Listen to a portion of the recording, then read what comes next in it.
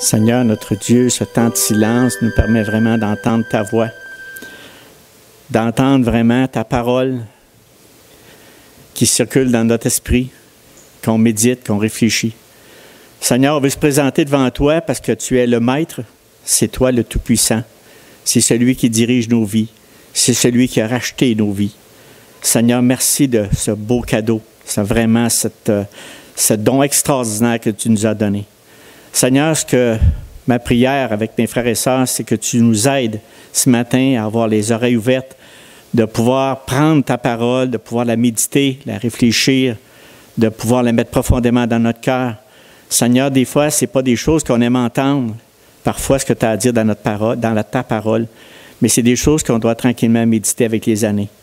Seigneur, c'est incroyable avec les années comment on peut voir comment cette parole qui descend dans nos cœurs au fur et à mesure des années qui avancent, et tu la mets profondément ancrée dans notre cœur. Et Seigneur Dieu, merci. Merci d'avoir fait ça ici. Et merci pour ce temps qu'on a ensemble afin que ton nom soit glorifié. Puis on veut te remettre ce temps-là de tes mains. Puis dispose nos cœurs, Seigneur, à vraiment apprendre et apprécier ta parole. Dans le nom de ton Fils Jésus. Amen.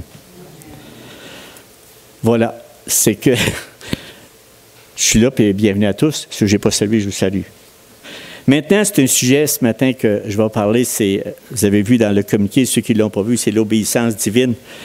Puis, l'obéissance divine en toutes choses. Fait que donc, c'est pas, le titre, il est quand même vaste. J'ai marqué partie 1, fait que possiblement, il va en avoir une partie 2, parce qu'on ne peut pas couvrir toutes les choses, et vous allez le voir dans les quelques minutes qui vont suivre, toute l'obéissance. Mais je voudrais vraiment mettre une mise en garde.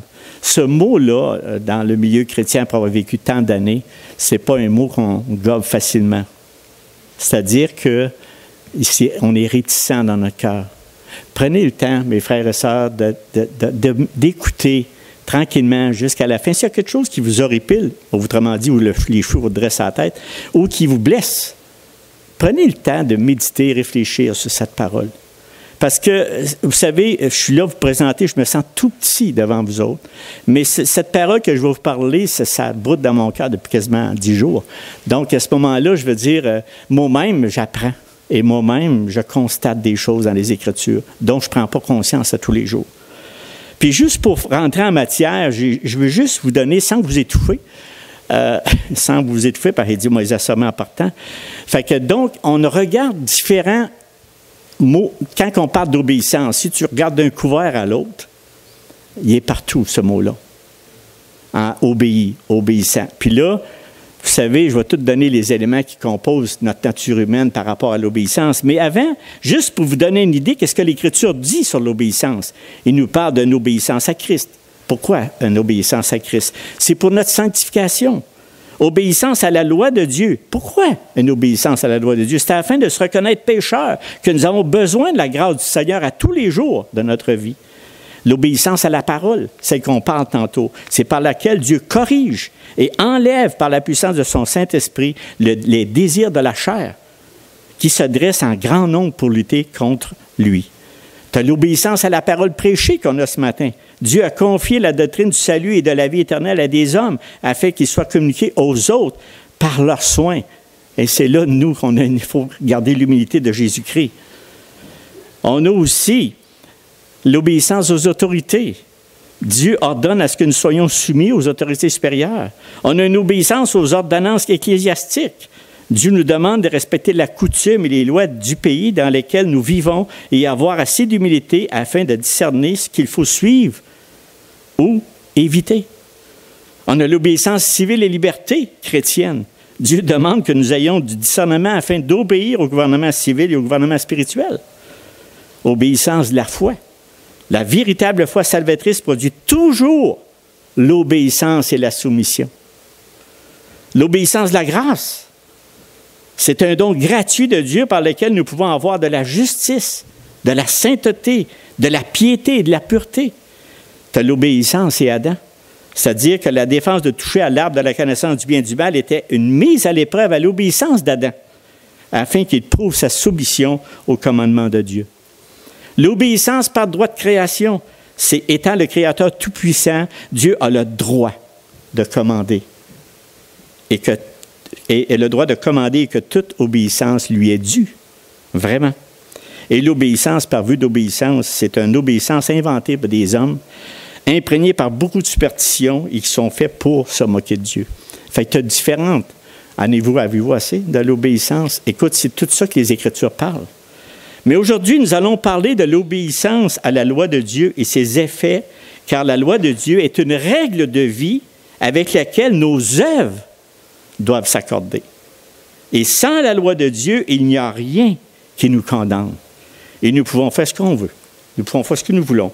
Car c'est seulement avec la loi de Dieu que le péché prend naissance. S'il n'y a pas de loi, il n'y a pas de péché. Et c'est extrêmement important que nous le comprenions parce que la loi de Dieu est bonne. Dieu a fait la loi afin que nous puissions vivre dans la paix et dans la joie avec notre Créateur. Vous allez me dire, la loi de Dieu ne nous sauve pas. Effectivement. Effectivement. Nos œuvres à obéir aux lois de Dieu ne nous sauvent pas.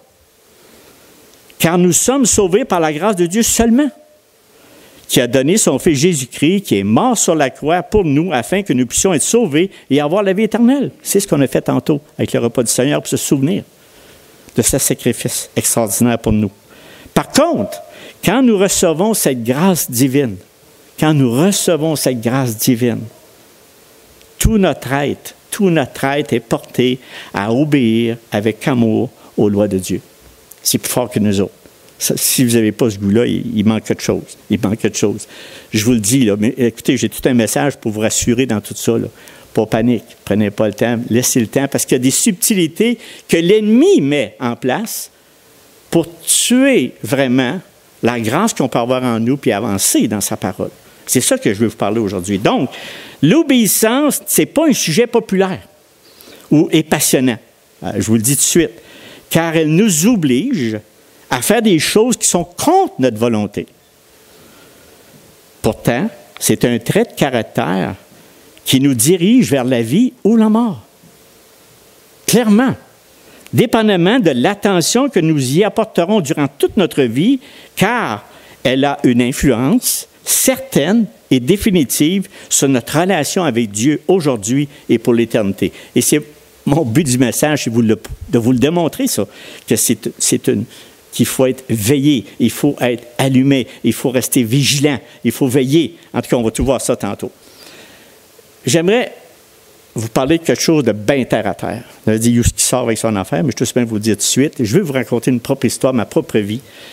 Au début d'octobre de 1967, j'avais 16 ans. Fait que j'ai juste à compter, là, la date que je suis né. Je me suis enrôlé dans l'armée canadienne Milice, plus précisément dans le 9e escadron de génie de campagne. Vous ne connaissez pas ça, le 9e escadron de génie de campagne. Son rôle, c'était de refaire des ponts démolis par l'ennemi afin de faire passer les troupes d'infanterie. C'était notre rôle. Ce sont des ponts qui se faisaient en 24 heures. Vous ne croyez pas, hein? Mais on faisait ça en 24 heures avec une troupe de 60 hommes. Aussi, nous avions comme mission d'installer des champs de mines afin d'empêcher l'ennemi d'avancer sur le territoire des Alliés. D'autres, on n'allait pas au front. Là. Notre rôle principal n'était pas de se battre contre l'ennemi, corps à corps, mais d'être en avant des troupes, afin de les aider et de les protéger de l'ennemi. J'ai fait 15 ans. J'ai quitté en octobre 82, 15 ans dans ce régiment-là. Vous savez, pour un jeune homme de 16 ans, on rajoute 15 jusqu'à 31 ans, c'était une expérience extraordinaire que je n'oublierai jamais. Ça m'a marqué vraiment tout le reste de ma vie. Et j'ai appris une chose extrêmement importante, puis ça me sert encore aujourd'hui. C'est pour ça que je vous raconte ça. C'est l'obéissance au commandement sans réfléchir ou sans vraiment comprendre. Dites-vous bien là. Toutes les conséquences d'obéir à ces commandements. Suivez-moi. Parce que j'étais là tout jeune, 16 ans, puis j'écoutais. Car on me disait, Gérard, c'est une question de vie ou de mort.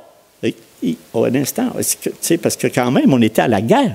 Bien, on n'a jamais été à la guerre. Mais il nous préparait mentalement à aller à la guerre.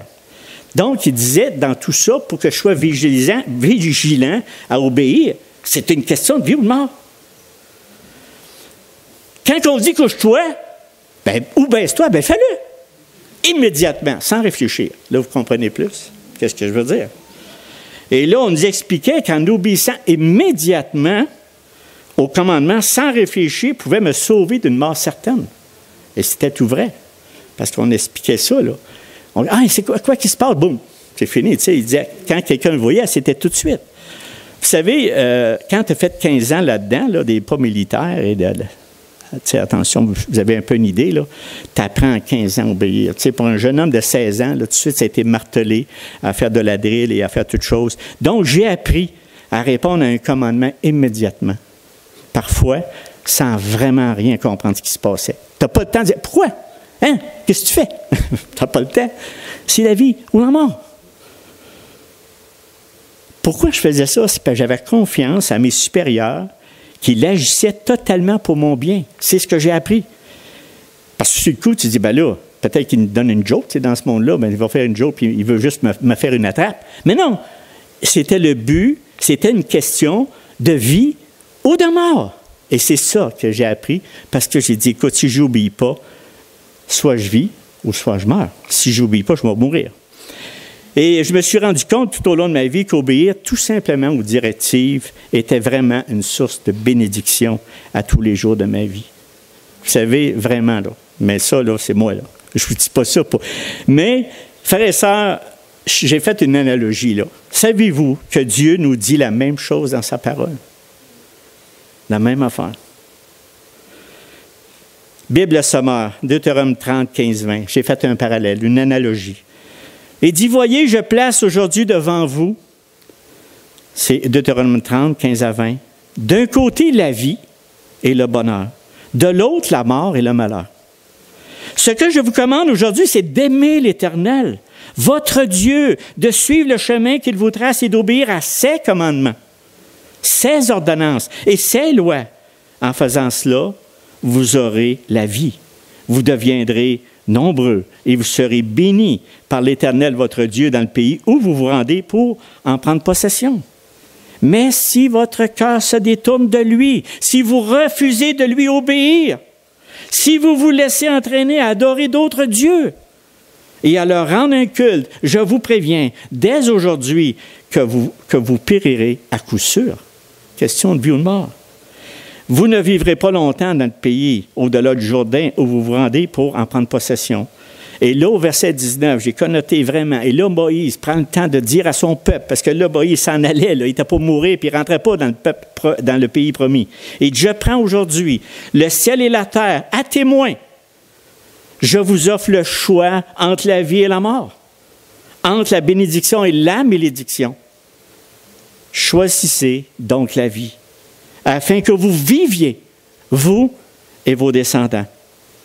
Choisissez d'aimer l'Éternel, votre Dieu, de lui obéir, de lui rester attaché, car c'est lui qui vous fait vivre et qui pourra vous accorder de passer de nombreux jours dans le pays que l'Éternel a promis par serment de donner à vos ancêtres Abraham, Isaac et Jacob. Vous savez, quand Moïse a dit cela au peuple d'Israël, il faisait des dernières recommandations au peuple d'Israël avant sa mort et avant que le peuple entre dans la terre promise. Il leur rappelait tout simplement comment il avait pu sortir du pays d'Égypte, l'alliance avec l'Éternel, les conséquences de la désobéissance, ainsi que les promesses et les menaces qui les guettaient s'ils s'éloignaient de l'Éternel. Ces versets bibliques démontrent clairement que Dieu nous donne le choix entre la vie éternelle et la mort éternelle. Et c'est quelque chose que Dieu mis en face de l'homme et depuis le commencement de l'homme et de la femme, depuis le commencement de la création. Il n'y a rien caché, Dieu. Genèse 2, 15, 17, il dit « L'Éternel Dieu prit l'homme et le plaça dans le jardin d'Éden. » Vous connaissez tout ça. Pour le cultiver, pour le garder. Pour le garder. L'Éternel Dieu donna cet ordre à l'homme.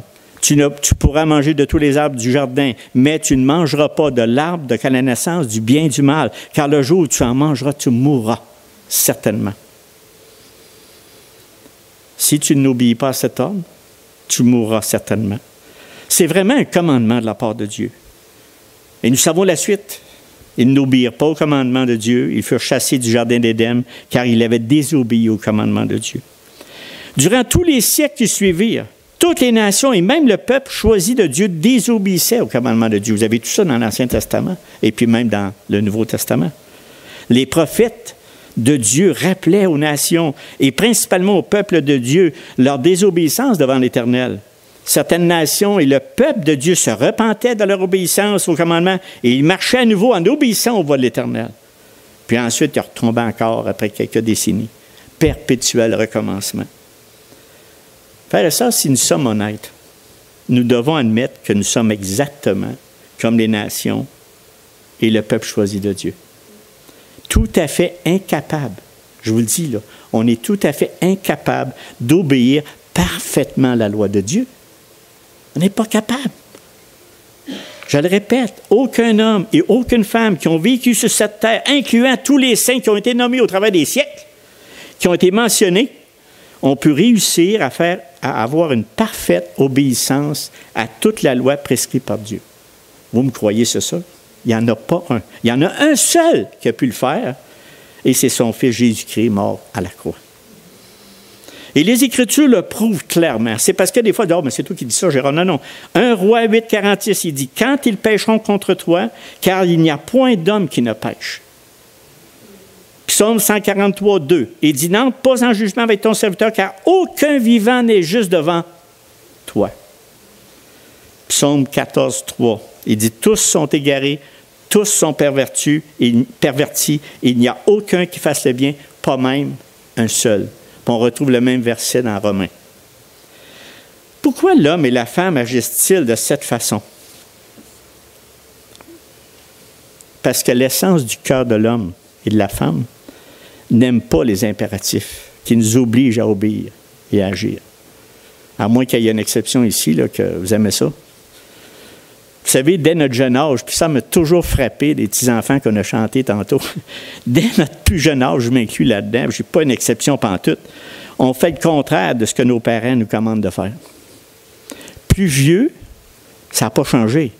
Nous détestons toujours les commandements de toute autorité et même de nos proches. J'ai des bonnes nouvelles à la fin, mais c'est juste pour vous dire notre nature. On n'a pas le choix de parler de notre nature. On est comme ça. C'est notre nature. Je vais vous dire que c'est juste Dieu, une chance qu'il est là. Mais à cause, je vais vous expliquer vraiment qui on est. À cause de notre nature charnelle qui a une aversion constante aux voies de Dieu. C'est à cause de ça. C'est pas naturel. Si on avait des messages de chair, la liste sera remplie. Tout ce qui contenterait la chair. Venez, on peut faire ce qu'on veut. Non, non, c'est pas ça. On n'a pas un message. Non, non, c'est un message pour les vivants, les croyants, les personnes qui adorent Dieu. Nous ne sommes pas des personnes d'une inversion, nous ne sommes pas des personnes obéissantes et nous sommes des personnes qui oublient rapidement les bienfaits que nous recevons. On est des êtres oublieux, je n'ai pas inventé ça. Jacques le dit, on est des êtres oublieux. Et c'est pourquoi que les Écritures nous rappellent constamment d'où nous venons et qui nous étions avant d'être appelés par le Dieu Tout-Puissant. Je suis content quand même de voir dans les Écritures qu'est-ce qu'on avait de l'air. Et j'ai appelé les choses viles de ce monde. Voyez-vous la belle image? Ce n'est pas les plus intelligents, les plus sages de ce monde, mais c'est les plus vils de ce monde. Comment vous vous sentez là? Hein? Et quand Dieu nous appelle à son salut, nous finissons par dire, et c'est ça qui fait qu'il y a le danger qu'on peut avoir dans notre nature humaine. Et quand Dieu nous appelle vraiment à son salut, nous finissons par dire après quelques années de marche avec Dieu, tiens, encore des commandements, des réprimandes, on finit, je vous le dis parce que ça m'arrive à moi, si je vous en parle, c'est parce que moi aussi, l'Écriture finit par, moi sauter ce paragraphe-là. Il fait encore des réprimandes, tiens, le moraliste, avec la parole de Dieu, on est sauvé par la grâce et non par les œuvres. Hein? Écoute, mais frères et sœurs, c'est parce que je veux vous expliquer pourquoi ces éléments-là et la tendance qu'on peut avoir. Je parle de mon propre péché qu'on peut faire dans le courant de notre vie chrétienne. Et c'est ça que je veux relever ce matin. Quand notre cœur n'est plus capable d'entendre ou de lire les commandements de Dieu, ça ne va pas bien. Est-ce que ça allait arriver à moi? Oui, effectivement. Et là, je me suis posé une question. Qu'est-ce qui t'arrive, Gérard? Où est ton Dieu? Parce que là, on croit vraiment, puis je vais finir, je ne veux pas devancer mon sujet, mais en même temps, il faut prendre conscience que notre nature humaine n'aime pas ça. N'aime pas ça. Mais nous, on a un Dieu vivant qui prend soin de nous puis qui nous donne la vie. Mais il va vous donner la solution, j'espère que vous allez... C'est ça que je vais vous donner tantôt. Méditons profondément les versets que je vais lire. 1 Jean 2, 3, 6. « Et d'ici nous gardons ses commandements, nous savons par cela que nous l'avons connu. Celui qui dit « Je t'ai connu » et qui ne garde pas ses commandements est un menteur. Et la vérité n'est point en lui. Mais l'amour de Dieu est véritablement parfait en celui qui garde sa parole, qui garde, qui la tient. Par cela, nous savons que nous sommes en lui. Quand tu as le goût de lire ta parole, je ne dis pas qu'on n'est pas parfait, c'est loin de là. Celui qui dit qu'il demeure en lui doit marcher aussi comme il a marché lui-même. Le mot « garde », je l'ai dit tantôt, veut dire « préserver précieusement ». Si l'on a été éclairé par Dieu, on le connaît vraiment, on obéit à sa parole. Parfois, on entend, est-ce que Dieu nous commande des choses à faire dans sa grâce? Absolument. Absolument. Mais par contre, que nous en faisons plus, moins ou plus que les autres, ça n'a aucun impact sur le fait d'être sauvé par grâce. Et là, on se fait jouer des tours. Ben oui, on est sauvé par grâce, mais c'est parce qu'on oublie d'autres choses que je vais vous dire tantôt. Mais si nous avons reçu sa grâce, c'est lui qui nous donne le vouloir et le faire. Et nous verrons cela encore plus tard.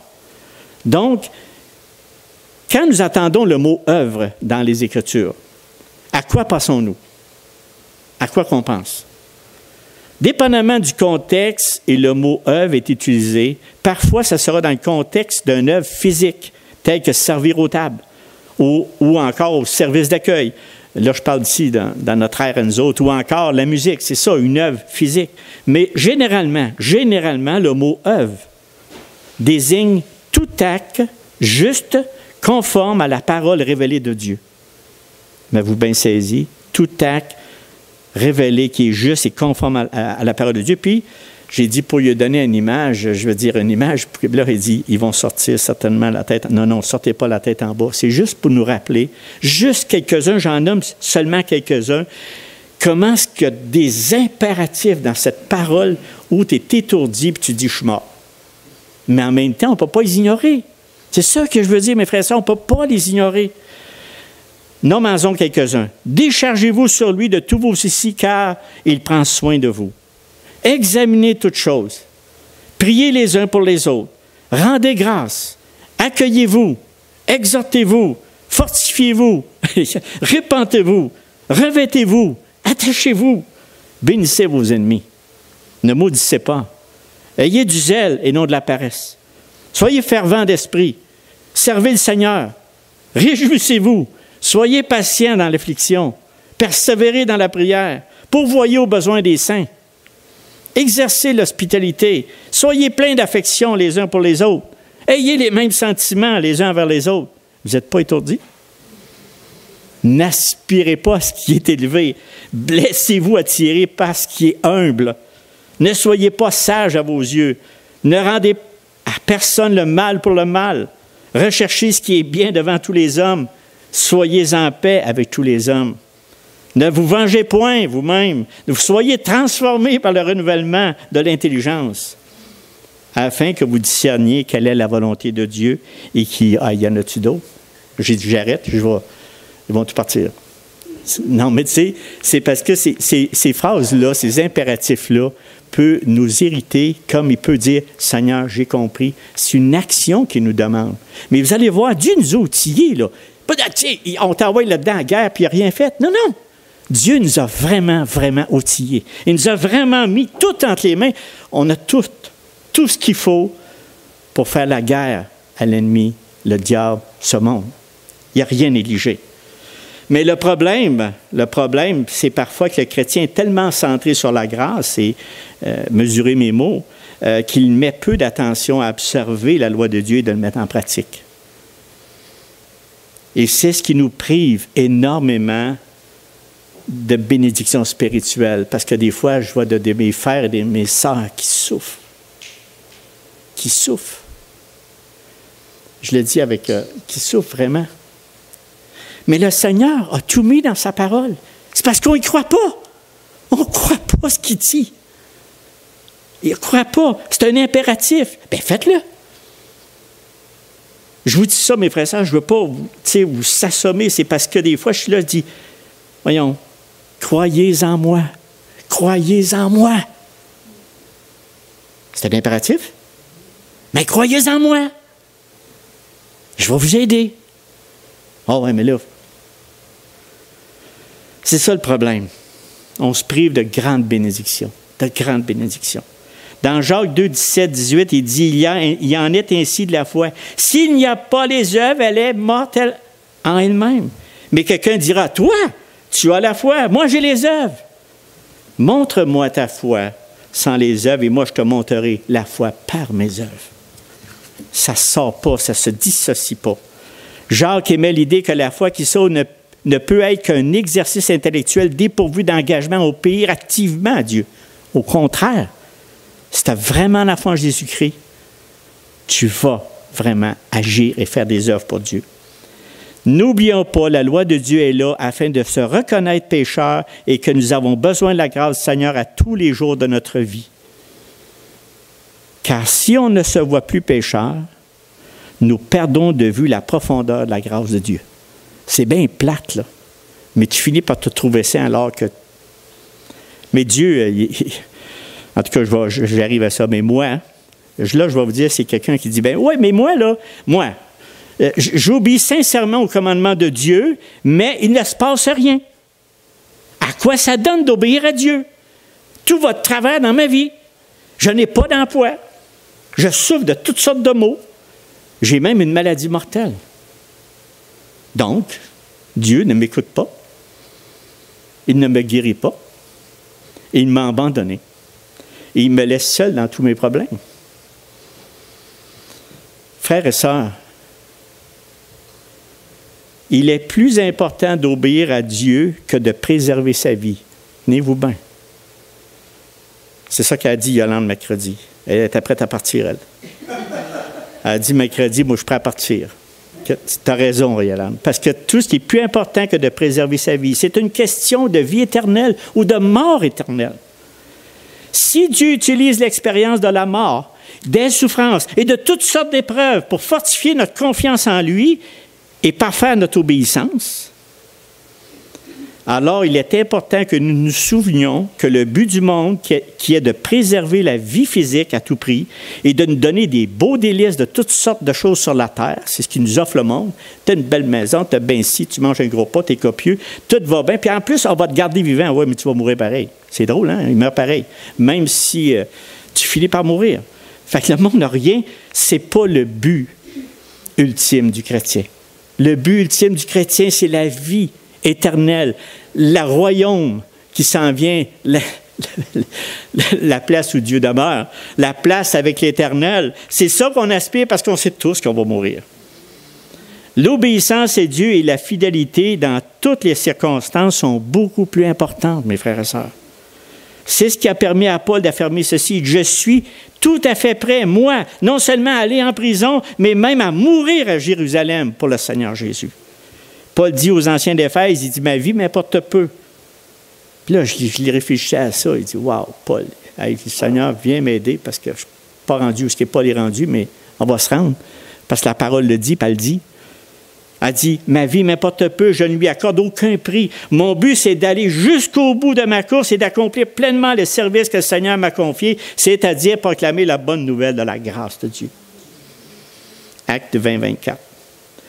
Vous savez, c'est avec cette conviction que l'obéissance à Dieu est beaucoup plus importante que sa propre vie, qui a donné à Paul le courage de retourner à Lystre après avoir été lapidé et laissé pour mort, et d'y revenir quelques temps plus tard. Puis même les apôtres, ils ne voulaient pas, les autres, ses amis, veut dire les disciples, ne voulaient pas que Paul retourne parce qu'ils savaient qu'il était pour mourir, mais lui, non. Et il a enduré de nombreuses souffrances et s'est exposé à beaucoup de dangers, n'hésitant pas à risquer sa vie pour obéir pleinement à Christ. C'est pourquoi, à la fin de sa vie, il a pu dire ceci avec une note de triomphe. Le moment, puis je pense à ça des fois, pas parce que je veux mourir tout de suite. En tout cas, le Seigneur le sait, puis moi, je ne le sais pas encore. Mais je peux vous dire que j'aimerais avoir les paroles que Paul dit ici à Timothée. Le moment de mon départ est arrivé. Ça m'arrive, j'ai combattu le bon combat. Mes frères et sœurs, est-ce qu'on combat? Est-ce qu'on fait le bon combat? J'ai achevé ma course. J'ai achevé ma course. J'ai gardé la foi. Il faut me retiennent ces paroles-là dans mon lit de mort, vraiment. Parce que je vais arriver un jour, je vais mourir. Puis j'ai mon désir, parce que ce moment-là va arriver un jour pour toutes nous autres. Mais il faut que ces paroles-là vivent dans nos têtes. Il faut qu'ils soient présents dans nos têtes, dans nos pensées. Et là, Jésus dit à l'Église de Smyrne, « Sois fidèle jusqu'à la mort, et je te donnerai la vie comme prix de ta victoire. » Merci, Seigneur. Apocalypse 2.10, et ça, c'est le cœur du message de Jésus. Ce n'est pas pour notre embonpoint, puis toutes sortes de petites richesses momentanées. C'est beaucoup plus large et beaucoup plus loin que ça. Tout au long de l'histoire de l'Église, de nombreux martyrs ont tiré force et courage de la conviction qu'ils pouvaient honorer le Seigneur, même par leur mort, et qu'il valait mieux lui rester obéissant et fidèle que de chercher à préserver sa vie. Il avait choisi la vie éternelle au lieu de la mort éternelle. Même si nous vivons, mes frères et sœurs, une époque où la persécution et l'éventualité d'être martyr sont vraiment faibles, nous faisons bien de graver cette vérité qu'on vient de parler dans notre esprit une fois pour toutes, car si nous sommes prêts à donner jusqu'à notre vie par obéissance envers Dieu, il nous sera beaucoup plus facile de renoncer à tout le reste. Et si comme tu as si bien dit, Louise, dans ta chanson des Vierges folles, gardons l'huile dans notre tête. Cette huile, c'est la parole de Dieu. Et c'est celle-là qui va nous tenir quand il va arriver. Pas les vierges folles. Les vierges qui ont qui ont gardé de l'huile pour résister à tout ce qui se passe autour de nous dans le moment. Même si nous vivons à une époque, c'est pas grave. Il va arriver d'autres choses que vous allez être pris, vous allez être, comme on dit, testé un peu comme Adam, comme durant tous ces siècles-là qui sont arrivés pour le nom de Dieu. Préparons-nous, mes frères et sœurs. Comment pouvons-nous avoir une telle obéissance? Eh bien, ça, c'est le clou du message. Comment pouvons-nous avoir une telle obéissance? Frères et sœurs, Dieu savait exactement depuis le commencement de la création ce qu'il devait faire pour que nous puissions être sauvés et être capables d'obéir à ses lois. On n'est pas capable. Humainement pareil, on n'est pas capable. Tous nos ancêtres n'ont pas été capables. Mais Dieu lui dit, non seulement je vais vous donner un sauveur, mais je vais vous donner ce qu'il faut pour obéir. Isaïe 36, 25 à 27. Vous savez, c'était déjà projeté. Je répandrai ce jour-là sur vous une eau pure et vous serez purifiés. Je vous purifierai de toutes vos souillures et de toutes vos idoles. Je vous donnerai un cœur nouveau. Je mettrai en vous un esprit nouveau. J'ôterai de votre corps le cœur de pierre et je vous donnerai un cœur de chair. Je mettrai mon esprit en vous. C'est ce qu'on a. Peux-tu être moins... On est très outillés. Je mettrai mon esprit en vous et je ferai en sorte que vous suiviez mes ordonnances. Je ferai en sorte que vous suiviez mes ordonnances et que vous observiez et pratiquiez mes lois. Il l'a même prophétisé avant. Ça ne devrait pas être lourd. Par ces versets, Dieu a promis le renouveau spirituel des membres de son peuple, la purification du péché, un corps nouveau, celle de la nouvelle alliance, un esprit nouveau, de nouvelles dispositions pour l'adorer et finalement, l'habitation de son esprit en nous pour nous rendre capables de marcher dans l'obéissance à Dieu et à sa parole. C'est-tu encourageant? Moi, ça m'encourage énormément. Et vous savez, ce jour est arrivé. Nous allons bientôt fêter la naissance de Jésus-Christ, notre Sauveur. Appelé l'Emmanuel, qui veut dire Dieu avec nous. C'est l'onction royale de nous est présentée, pas comme s'il était composé d'huile ou d'onguents aromatiques, mais c'est Jésus-Christ qui est appelé le Christ de Dieu. Parce que l'esprit de sagesse, d'intelligence, de conseil, de force et de crainte repose sur lui. Ce n'est pas n'importe qui qu'on a adoré ce matin. Ce n'est pas n'importe qui. C'est le Dieu vivant. Le Christ vivant. C'est l'huile de joie dont il est la question dans ce psaume. Ton Dieu t'a oint d'une huile de joie pour privilège sur tes compagnons. Savez-vous, s'il n'y avait pas une telle richesse ou une telle excellence, nous serions tous des pauvres affamés. vraiment. Mais avec une telle parole, il est encouragé. Ce n'est pas pour lui-même que Jésus-Christ a été enrichi, mais pour faire des largesses à ceux qui sont desséchés et altérés des villes de ce monde. Ça, c'est nous. Il est dit que le Père a donné l'Esprit sans mesure à son Fils afin que nous recevions de sa plénitude et grâce pour grâce. Le Seigneur nous donne alors gratuitement toutes choses. Sa liberté est immense au point de ne pas rejeter notre obéissance imparfaite. On a une obéissance imparfaite, mais encore il nous garde. Mais en nous tenant compte de ce qui manque, puis en nous pardonnant. Ce qui nous manque, il va le combler, puis il nous pardonne en plus. Qu'est-ce que vous voulez de plus? Il l'accepte comme si elle était bonne et totale. Donc, il nous accorde le fruit des promesses de la loi, comme si nous avions rempli toutes les conditions, grâce au Fils de Dieu. Bien, ça devrait nous encourager. Par notre nouvelle naissance, nous avons reçu un cœur nouveau qui nous rend capables d'aimer et d'obéir l'Éternel, incluant tous ses commandements et ses lois. Il ne devrait pas être lourd. Il ne devrait pas être rejeté. Il devrait être reçu par grâce. Merci, Seigneur, de me rappeler ce que je dois me rappeler. Donc, quand on a eu une nouvelle naissance, on est investi de l'obéissance divine. Ça, là, c'est juste Dieu qui peut la donner. Juste Dieu. Frères et sœurs, humainement, nous ne pouvons pas, je le répète, par nos propres forces obéir à Dieu et encore moins nous changer afin d'avoir des vies meilleures sur cette terre. C'est pas vrai, ça. Puis j'aimerais faire une citation qui est complètement fausse. Retenez-la pas. Retenez-la pas. Je veux juste dire quelque chose qui est faux.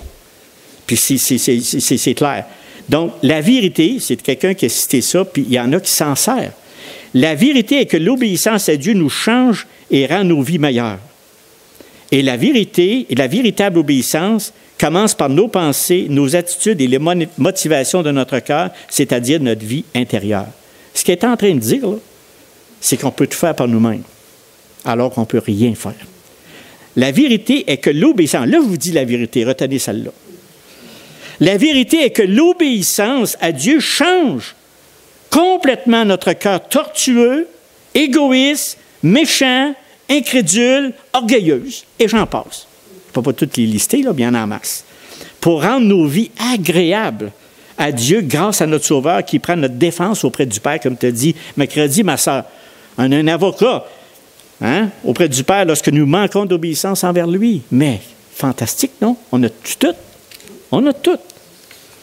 Et l'autre vérité, la véritable obéissance ne commence pas par nos pensées, nos attitudes et nos motivations de notre cœur, parce qu'on est mort. Car nous ne sommes pas capables d'obéir parfaitement la loi de Dieu, à lui toute la gloire. Parce qu'il est écrit ceci dans Romains 1, 21, il dit « Car ayant connu Dieu, ils ne l'ont point glorifié comme Dieu, ils ne lui ont point rendu grâce, mais ils se sont égarés dans leurs pensées, et leur cœur sans intelligence et leur cœur sans intelligence a été plongé dans les ténèbres. Se vantant d'être sages, ils sont devenus fous. Dans Matthieu 5, 19, il dit « Car c'est du cœur que viennent les mauvaises pensées. » Comment pouvez-vous, avec notre cœur, devenir obéissant? Bien, voyons donc, c'est faux. C'est pour ça que je dis « Retenez pas, retenez ces deux-là. » C'est ça la véritable obéissance. Pour vaincre notre amertume, nos épreuves de toutes sortes, nos maladies et des situations difficiles telles que l'emploi, la colère, la pauvreté, et j'en passe, c'est dans ces moments-là que nous avons besoin des pensées de Dieu. Puis il se trouve où? Dans les Écritures. Et si ces Écritures-là qui sont dans la parole de Dieu n'ont pas d'impact sur vous, bien, on manque une bénédiction. On la laisse passer. Ah ben ça va donc bien mal. Ben, as-tu regardé ce que Dieu dit? Est-ce que tu as regardé ce que Dieu dit?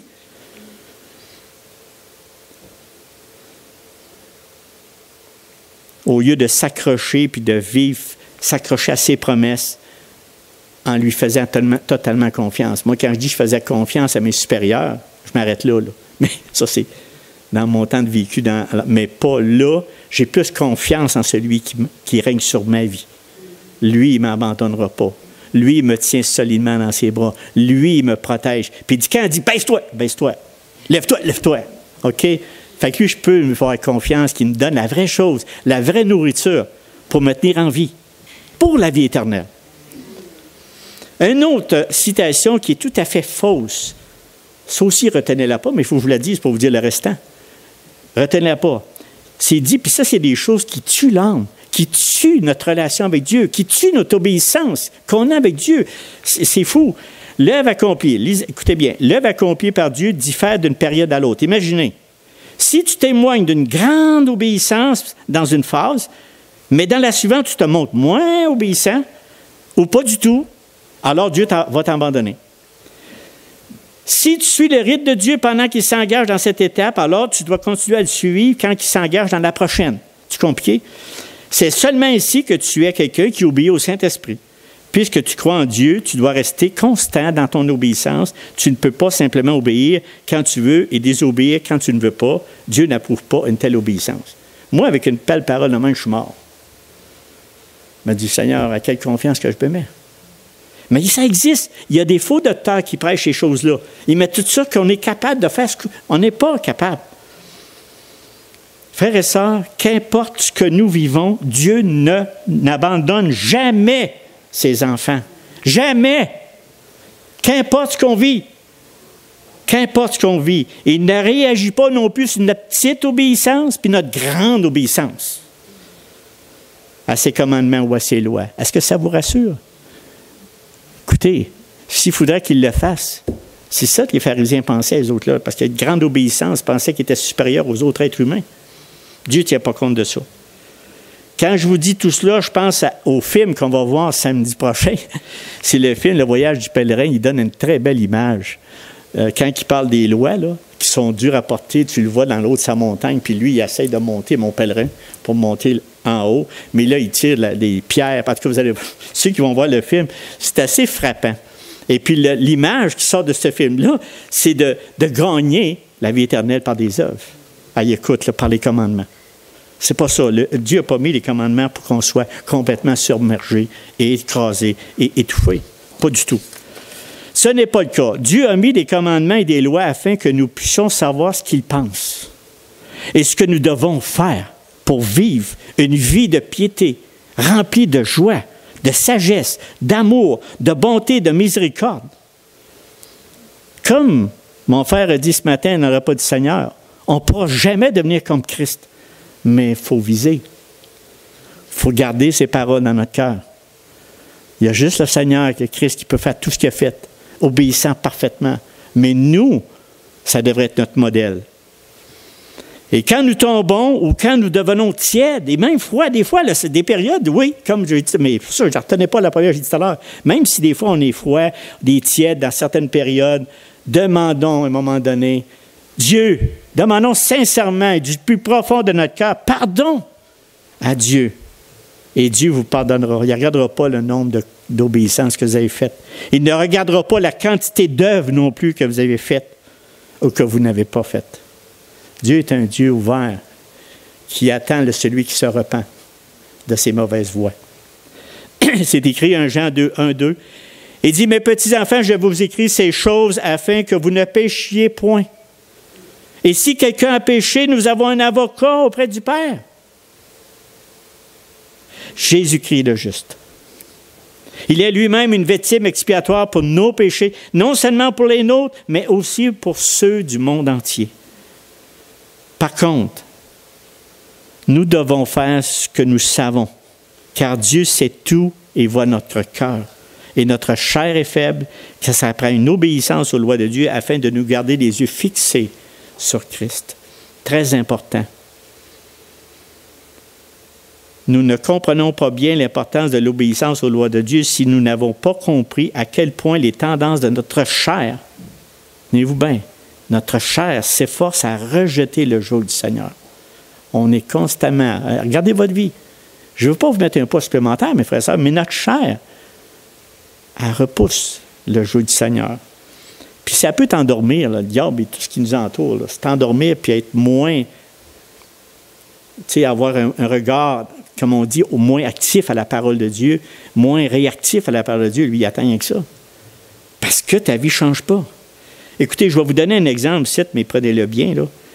Il en est comme des chevaux rebelles qui, après avoir été quelque temps inactifs et bien nourris à l'étable, sont indomptables, ensuite au point de ne plus reconnaître leur maître auquel ils étaient soumis. C'est ça le danger.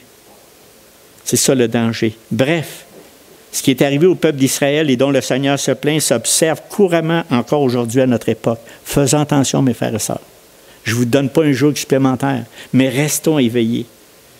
Parce que des fois, quand on est alimenté de mets gras et détectables, ils se sont révoltés. C'est ça qu'ils ont fait, Israël. Mais il n'y avait pas l'Esprit Saint qu'on a aujourd'hui. Il n'y avait pas ce que Dieu nous a outillés aujourd'hui. Mais on peut avoir tendance à dormir. Soyons extrêmement reconnaissants d'avoir été appelés.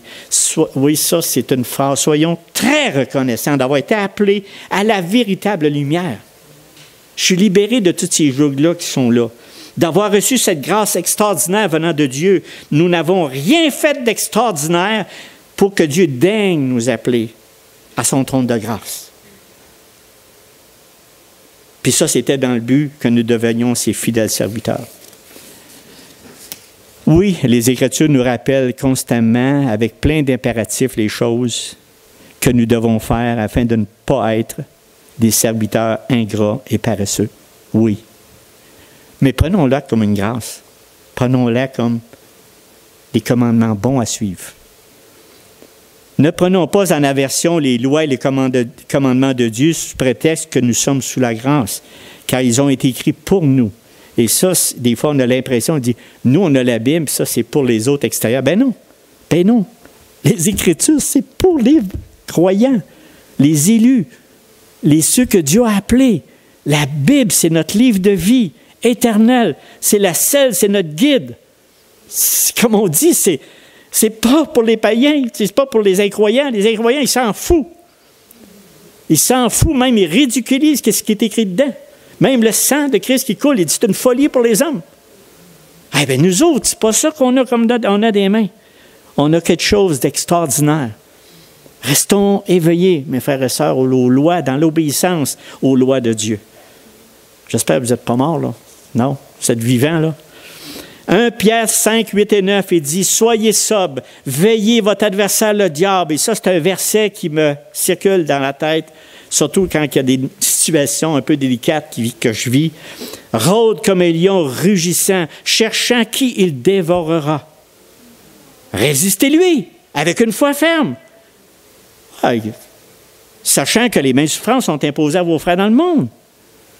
1 Corinthiens 10, 12, il dit « Ainsi donc que celui qui croit être debout prenne garde de tomber. »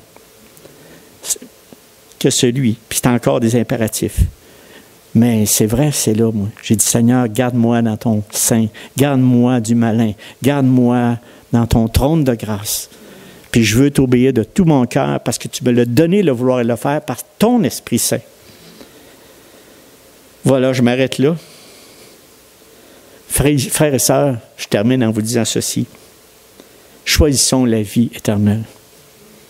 Remplissons-nous de ces impératifs, tout ce qui est dans les Écritures pour nous, qui nous exhorte à garder. C'est pas lourd. Dieu nous a donné l'Esprit Saint pour le comprendre. C'est le seul moyen. Puis gardons les yeux fixés sur Christ en obéissant constamment à sa parole. Je vais prier, on termine là-dessus. Éternel, notre Dieu, ce qu'on a vu ce matin, Seigneur, c'est que ta loi est bonne. Seigneur, merci énormément de nous avoir. On est né nouveau, on a une nouvelle naissance. Avant que tu m'aies appelé, Seigneur, c'était noir. Il y avait des ténèbres. Le jour où que ton esprit est rentré en moi, j'ai vu de la lumière. Cette lumière-là, Seigneur, fait déjà 40 ans. Et Seigneur, garde-moi. Je suis encore peut-être faible. Garde-moi près de toi, par ton Esprit Saint. Protège-moi du malin. Protège-moi de tout ce qui peut m'entourer pour m'endormir au point de dénigrer ta parole et tes impératifs sur ma vie. Seigneur, merci pour la vie abondante que tu nous donnes, ta grâce infinie. Et je sais que même si je manque, même si je tombe, tu vas me relever. Seigneur, tu vas me relever avec ton amour, ta bonté et ta compassion.